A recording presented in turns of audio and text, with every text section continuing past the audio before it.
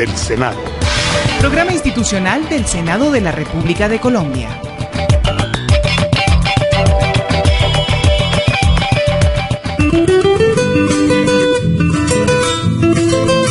Damos inicio a una nueva emisión más del programa institucional del Senado de la República, Voces del Senado. Un saludo a todos los colombianos que nos escuchan por las 51 emisoras de la Radio Nacional de Colombia, la radio de todos, en Bogotá 95.9 FM y 570 AM, asimismo por las 51 emisoras a nivel nacional.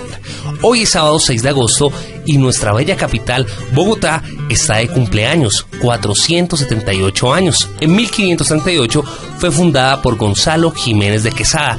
Antes de su llegada estaba habitada por las culturas Chibcha y Muisca bajo el mando de los dos jefes, el Zipa y el Zaque. Un día como hoy, el sacerdote Fray Domingo de las Casas ofició la primera misa en la capilla ubicada en el centro de la villa. Ese día también se nombró a la región Nuevo Reino de Granada. Luego se llamó Nuestra Señora de la Esperanza. Después se llamó Bogotá y desde 1991 se conoce con el nombre de Santa Fe de Bogotá, Distrito Capital. Santa Fe de Bogotá está ubicada a 2.640 metros sobre el nivel del mar, en una meseta de la cordillera oriental de los Andes y limita al norte con la sabana hasta Chía y Sopó, al sur con las estribaciones del páramo de Sumapaz, al occidente con el río Bogotá y al oriente con los cerros Guadalupe y Monserrate. Tiene un área de 1.732 kilómetros cuadrados y su área urbana son 384 kilómetros cuadrados. La ciudad se divide en 20 localidades y cada una de ellas cuenta con un alcalde y una junta administradora local. Además, se puede dividir en 4 zonas: central, occidental, norte y sur. Bogotá tiene un clima de sabana tropical que oscila entre los 8 y 18 grados centígrados. Desde su fundación, Bogotá ha sido un importante centro económico y político. En 1810 se declaró la independencia de España y actualmente es la capital del país. Fernando, qué buena pildorita para la memoria. Soy Marixa Pardo, periodista de la Oficina de Información y Prensa, y junto con Fernando López les contaremos los hechos legislativos ocurridos esta semana en el Senado de la República. Fernando, yo también te cuento 2 pildoritas más. Un día como hoy fue lanzada la primera bomba atómica. Asimismo, se fundó la Academia Colombiana de la Lengua. Y como seguimos de fiesta, un fuerte saludo a todos los bogotanos por el cumpleaños de su ciudad, por habernos acogido, por permitirnos trabajar y dar lo mejor para cuidarla y conservarla. Muy buenos días, Fernando. Buenos días, Maritza, y muy buenos días a nuestros oyentes, en especial a los habitantes de nuestra bella capital. Como usted dice, Bogotá es una ciudad que acoge a todos los demás colombianos y les brinda muchas oportunidades. Por eso hacemos un llamado a todos para que cada día la cuidemos y la valoremos más. Voces del Senado. Estamos en Voces del Senado, iniciativa de la mesa directiva, en cabeza del presidente Óscar Mauricio Liscano Arango, primera vicepresidenta Daira de Jesús Galvis, segundo vicepresidente Iván Leonidas Name, en la Secretaría General Gregorio El Haz Pacheco y en la dirección administrativa Astrid Salamanca Raín.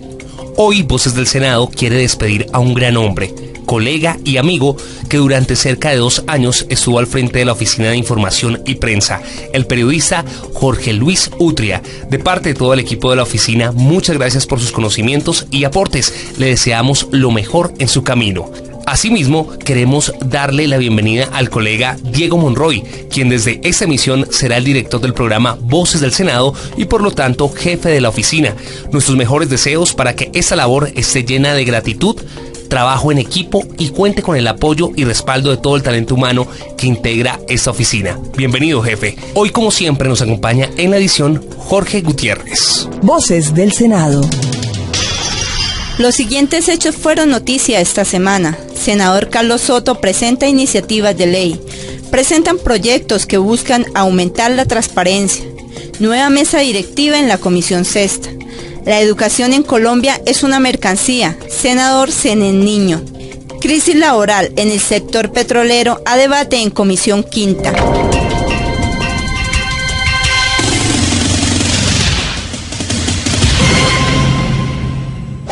Proyectos de ley que inician su trámite en el Senado. Beneficios para los contratistas que presten sus labores a través de contratos de prestación de servicios, protección a la denominación de las entidades territoriales y adición a las comisiones permanentes constitucionales de la Comisión Octava. Iniciativas presentadas por el senador Carlos Enrique Soto Jaramillo. Una de las iniciativas del congresista es buscar establecer la cotización en seguridad social de las personas que desarrollan contratos de prestación de servicios, mejorando sus condiciones laborales, permitiendo que el pago de salud y pensión no sea de manera anticipada, sino que se descuente de su salario. Para usted firmar un contrato, o para cualquier colombiano firmar un contrato de prestación de servicio en cualquiera de las entidades, no le exijan que pague adelantado lo que es la seguridad social en salud y pensión, sino que autorice para que le descuenten del primer pago correspondiente. Y si acuerdan las partes, entonces que le sigan descontando de los pagos correspondientes, tal y como nos descuentan los que estamos vinculados oficialmente en la nómina. Nadie que se posesiona le exigen tiene que pagar adelantado salud y pensión. No, a usted le dicen a cuál EPS está o se va a afiliar, o a cuál o está afiliado, y a cuál de igual manera también de pensiones, al fondo o cualquier otra entidad quiere afiliarse o está afiliado. Solamente con la firma, con eso basta. Eso es lo que estamos proponiendo aquí, hacer más sencillas las cosas para todos los ciudadanos, porque como le digo, es un martirio que viven miles de ciudadanos en todos los 103 municipios de Colombia, en todos los 32 departamentos, en todas las entidades públicas. Asimismo, presentó una iniciativa que pretende proteger la denominación de las entidades territoriales, sus gentilicios o similares, prohibiendo la utilización del nombre en establecimientos, inmuebles o lugares que estén relacionados o desarrollen la prostitución o lenocinio. Muchos establecimientos donde se practica el lenocinio o prostitución, o el expendio de licores, y trabajan damas o también caballeros, porque hoy no se puede discriminar. Para darle como buen renombre, entonces le colocan, para colocar mi ciudad primero, las pereiranas, las paisas, las antioqueñas, las boyacenses, etcétera, para exaltar como le podría yo calificar, como de muy buena calidad, pues para decirlo de alguna manera. Entonces, hombre, yo creo que las personas tienen derecho a la honra. Creo que también, así como se hacen respetar los símbolos patrios, deben de hacer respetar las personas en ese tipo de establecimientos. Entonces, en eso consiste, hacia allá va dirigido lo que es el proyecto de ley que he radicado. Actualmente, la Comisión de Ordenamiento Territorial hace parte de las comisiones especiales. Por la importancia de su gestión, el congresista Soto propone que esta comisión sea adicionada a las comisiones permanentes con el nuevo nombre de Comisión Octava.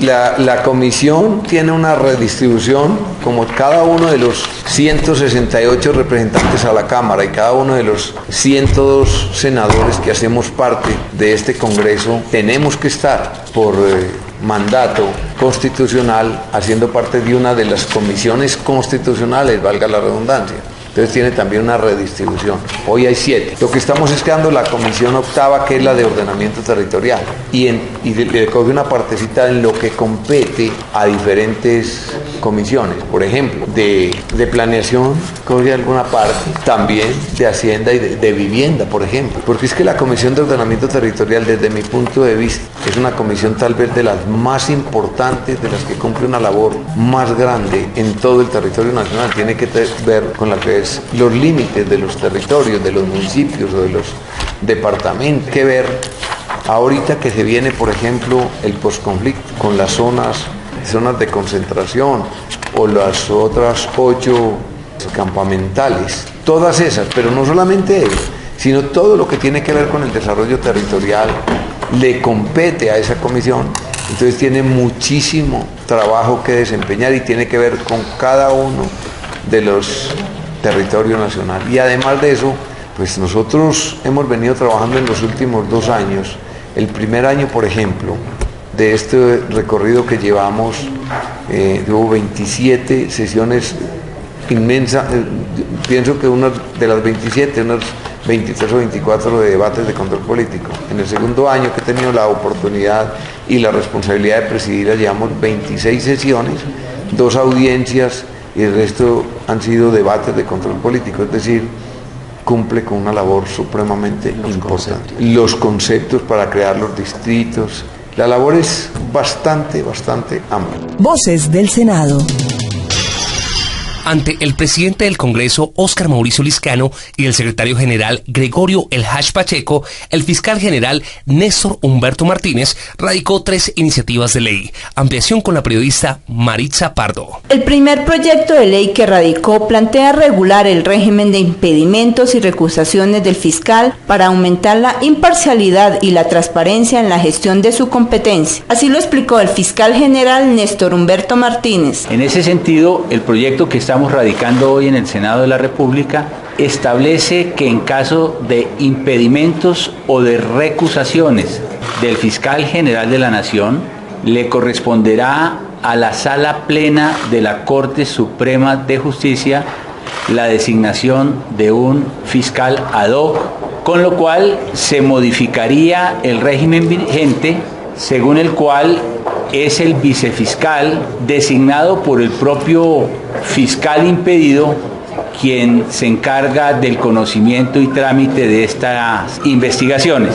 Consideramos que esta iniciativa legislativa es altamente conveniente para garantizar uno de los principios fundantes de la justicia, que es el de la imparcialidad y por ello mismo el de la transparencia. La segunda iniciativa busca la designación de fiscales interinos ante la falta absoluta del fiscal general en casos de muerte, incapacidad o término de su periodo. En este caso, el procedimiento inmediato que se propone es la designación de una terna por parte del presidente de la República y la elección respectiva por parte de la Corte Suprema. Se establezca un procedimiento que inhiba que los procesos de interinidad se extiendan en el tiempo, lo cual le genera un grado de incertidumbre al buen suceso y a la buena marcha de la Fiscalía General de la Nación. Este proyecto, en consecuencia, establece que cuando opera la falta absoluta del fiscal general de la Nación, le corresponderá en un procedimiento inmediato al presidente de la República hacer una designación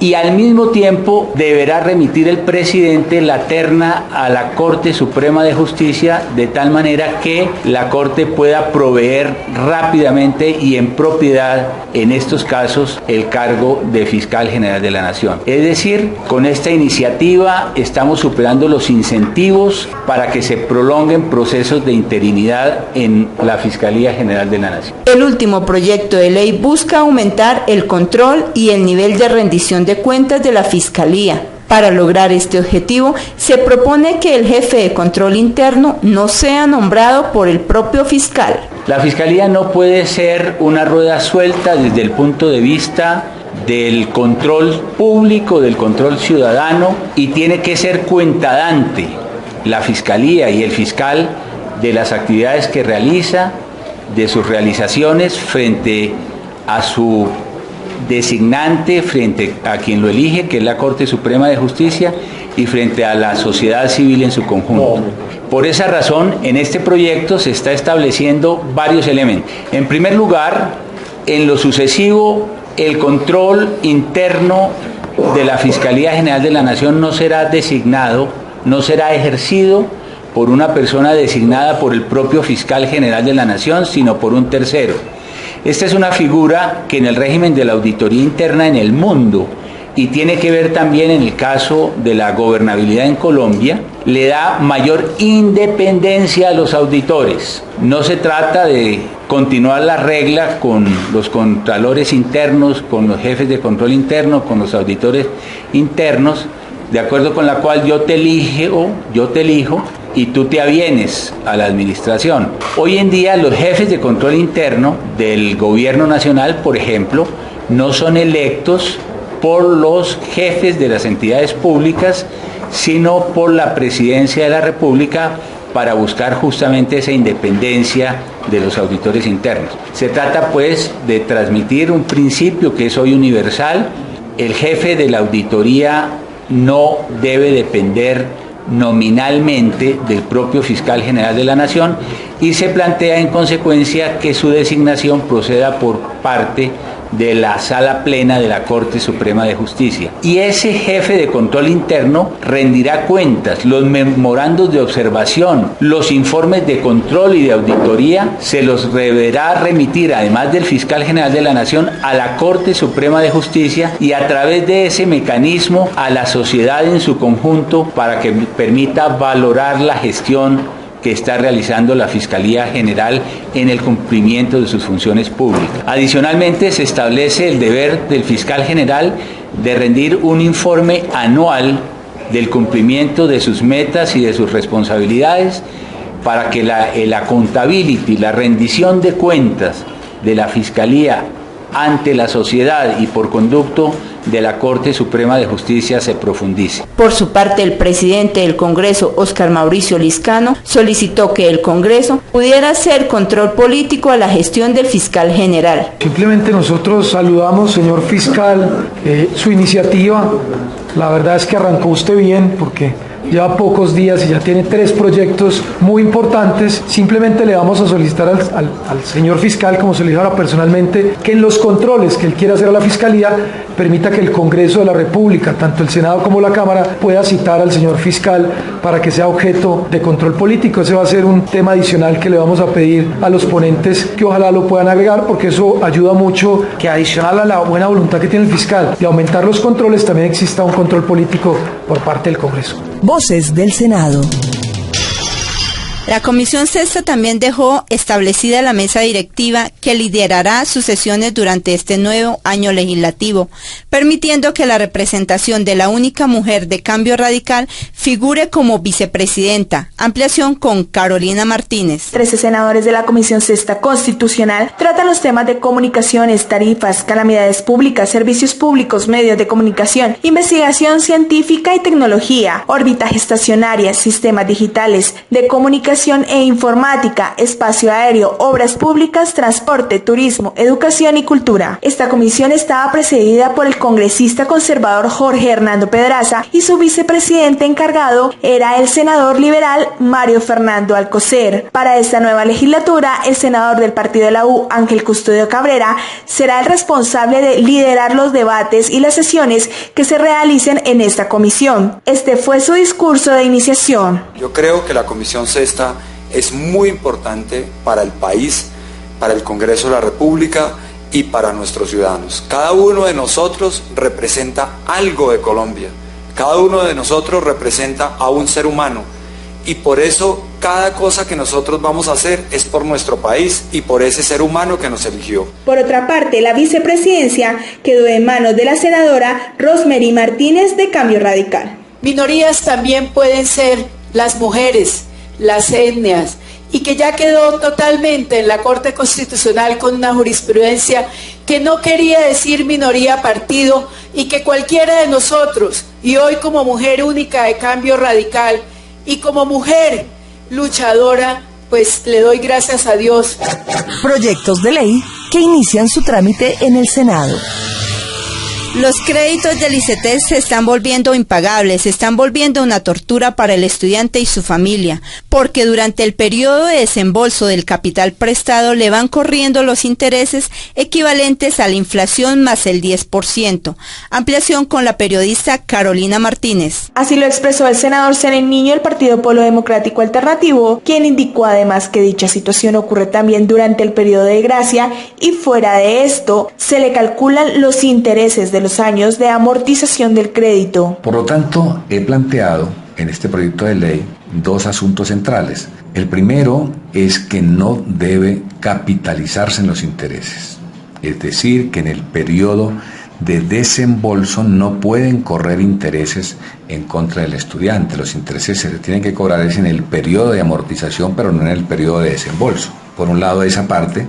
En segundo lugar, hay que revisar el tema del valor del interés que se le cobra a las familias colombianas, porque el ICETEX es una institución pública, es una institución que depende del Ministerio de Educación Nacional, y no puede ser que una institución pública esté compitiendo con la banca privada a ver cuál es más usurero. De tal manera que eso es lo primero que hay que hacer, es eliminar como existía antes, porque cuando apareció el ICETEX en año 1950 y durante 44 años, el ICETEX prestaba en unas condiciones decentes, pero es que últimamente, en los últimos años, el ICETEX definitivamente se convirtió en una forma de quitarle el ingreso a los colombianos a través de estos créditos educativos. El segundo punto clave del proyecto de ley tiene que ver con la conformación de la junta directiva del ICETEX. Es extraño que estén alcaldes, que estén gobernadores, que esté todo el estamento estatal allí representado, pero es muy extraño que no estén ni las familias usuarias de los créditos, ni los estudiantes usuarios de los créditos, ni los trabajadores. De tal suerte que estamos proponiendo en el proyecto de ley que se incorporen a estos tres sectores que son de una importancia enorme para darle mucha más democracia, más objetividad a las decisiones que tome el ICETEX. El congresista Zenén Niño indicó que muchos estudiantes tienen pocos beneficios. Establecido por varias leyes es que si se obtiene un puntaje con un corte que establece el Ministerio de Educación, que hoy son de 318 puntos, tiene algunos beneficios, pero son circunstancias muy especiales, que incluso como no se reglamentó por parte del ICETEX, esas normas duraron durante mucho tiempo sin aplicación y sin que los estudiantes tuvieran ese beneficio por falta de la reglamentación. Hoy asistimos a algo que es otra trampa y que aparentemente es novedoso, que es lo que se denomina ser pilopaga, que es un crédito educativo que le prestan unas cantidades bastante altas de capital. El ICETEX le presta a los estudiantes que obtienen los mejores resultados en las pruebas Saber 11, pero deben cumplir con un requisito: ser las más pobres, es decir, están en el CISBEN estrato 1, 2 y 3. Le dan unos créditos para acceder a las universidades más costosas de Colombia. Es que hay una contradicción: las familias más pobres ingresando a las universidades más costosas, con crédito pero no con beca. Entonces aquí se forma un drama humano de unas proporciones enormes. Si los créditos ACES, de los que hablé inicialmente, se vuelven impagables, cuantías de 50, 40 millones de pesos se vuelven impagables, ¿qué tal un crédito para acceder a la Universidad de los Andes, en donde fácilmente puede llegar a unos 200 millones de pesos? Y si le hacen la trampita de capitalizar los intereses, pues indudablemente van a terminar en unas sumas fabulosamente enormes. Esa es una trampa indudable, que incluso es una trampa que se hace el propio Estado, porque hay muchas familias que se pueden declarar insolventes y van a tener muchas dificultades. A la gente se le dice que se le condonará la deuda, que se le condona el capital. En este momento hay 22.000 estudiantes colombianos engañados con la ilusión de que al finalizar su carrera se les va a condonar la deuda, el capital prestado, pero tienen que cumplir dos requisitos un poco difíciles y complicados de realizar. El primer requisito es que su prueba PRO, el antiguo ECAES, ubique a ese estudiante en el decil más alto de su respectiva área, es decir, que en una calificación de 1 a 10 esté por encima del 9. Seguramente que hay muchachos muy inteligentes que van a quedar por ahí en el 8, 8.5, 8.9, pero no van a quedar en el decil superior. Entonces hay una gran amenaza para esas familias beneficiarias o mejor usuarias del crédito, de ser pilopaga. Y lo segundo es que esos estudiantes, el segundo requisito es que los estudiantes deben graduarse, terminar su programa en el tiempo requerido, es decir, que si se demoran un semestre más porque perdieron una asignatura, eso les generó una demora en el tránsito hacia la consecución de su título, ya no va a operar la condonación. Entonces, son dos requisitos que le van a cobrar a muchísimas familias el no poder condonarse su crédito, su deuda, y que los va a obligar a pagar enormes cantidades de dineros que seguramente se van a volver impagables. Ser pilopaga se constituye en un mecanismo donde las transferencias de recursos del Estado hacia el sector privado se volvió enorme, lo que no sucede con la educación pública. Mientras se le ha entregado a la universidad pública 3.600 millones de pesos por el programa Ser Pilopaga, a la universidad privada se le ha transferido 220.000 millones de pesos en 2 años.